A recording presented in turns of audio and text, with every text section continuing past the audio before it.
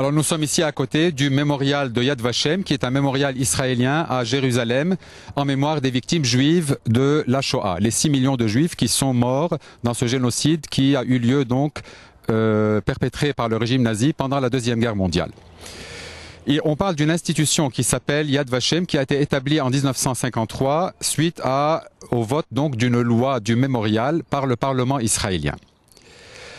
Le terme Shoah est un terme biblique qui veut dire une catastrophe. C'est donc la catastrophe subie par le peuple pendant le XXe siècle.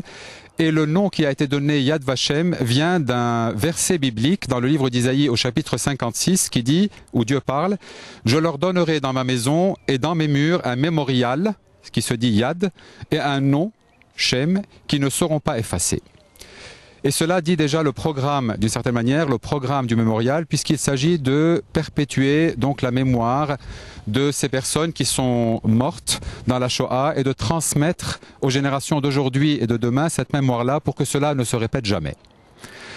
Le mémorial cherche aussi à collecter des informations sur cette période, à collecter des objets qui appartenaient aux victimes et aussi à développer la recherche sur la Shoah.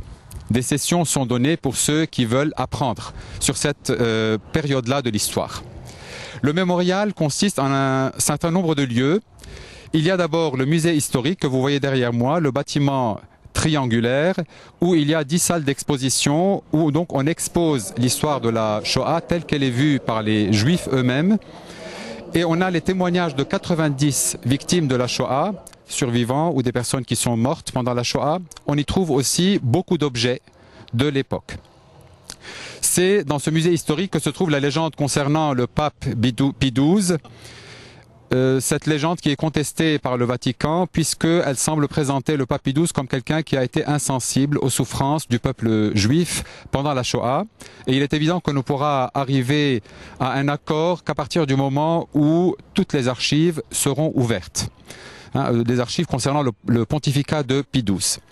Il y a aussi une chambre de la mémoire avec les noms des camps d'extermination qui sont gravés par terre dans cette chambre-là. Et c'est là qu'était passé le pape Jean-Paul II quand il était venu en l'an 2000. Il y a aussi le mémorial des enfants où on lit continuellement le nom des enfants qui sont morts pendant la Shoah.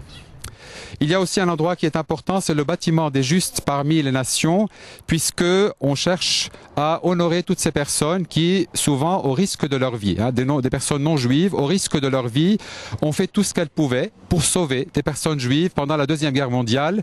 Et il y a jusqu'aujourd'hui, en tout cas jusqu'en 2008, déjà 22 000 personnes qui sont de ces justes parmi les nations.